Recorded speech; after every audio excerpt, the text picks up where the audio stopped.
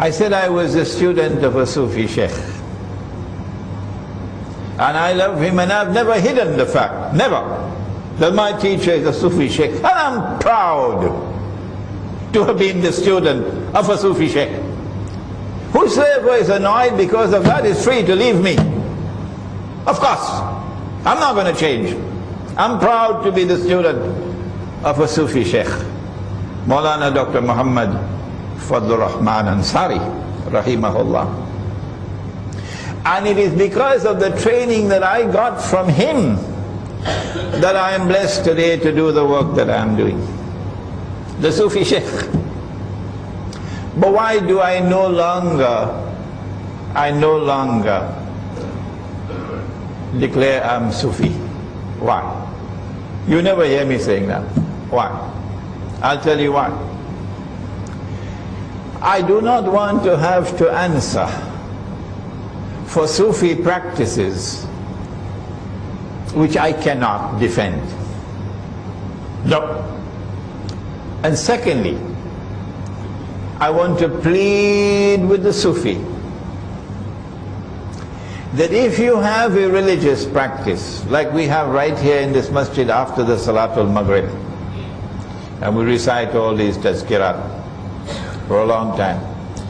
If you have a religious practice, which you may have practiced for generations and generations, and you're very comfortable with it, something beneficial, not like drinking whiskey, no. But it is not based on the Quran and Sunnah. No. Even though it is beneficial, it cannot be something that is essential. No. If it is not in the Quran and not in the Sunnah, if the Aslaf did not practice it, it cannot be considered to be essential. Not at all. You can say beneficial, but you cannot say essential. And so I want to now ask, we are living on the brink of a pit of fire. The world is going to be very, very different from what it is today in a short time from now. Are you going to allow these religious practices that your father and your grandfather and your great-grandfather and generations have practiced, but it is not in the Quran, it is not in the Sunnah, celebrating the birth anniversary of the Prophet Muhammad alayhi salatu wasalam, Mawlid, standing and reciting salams?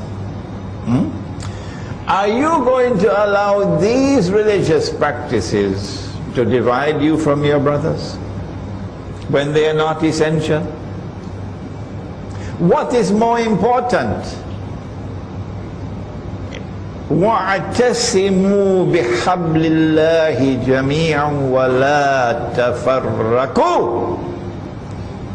It is far more important to preserve the unity of the Jama'ah, the Sufi and the Salafi, than to insist on these religious practices which are not in the Quran and not in the Sunnah. So I have said, in our Muslim village, we will not allow in the masjid any religious practice which is not based on the Quran and the universally recognized Sunnah. And we will not allow it in our public life. But if I want to do it in my private life, that's my business. And if you come to attack me for what I do in my private life, we will throw you out of our Muslim village faster than Federal Express. And I want to suggest this is the formula for unity. The Salafi who listens to me and who has his heart in the right place will recognize this is a workable formula for unity. The Sufi who listens to me and who has his heart in the right place would recognize that this is a workable platform, a workable formula for unity. And so now we end by reminding that we are living at a moment of more danger than ever before in our history. Tomorrow the world is going to be very, very different. It's time to wake up. It's time to unite our ranks and no more fighting between us. And so let the Sufi and the Salafi come together as brothers to each other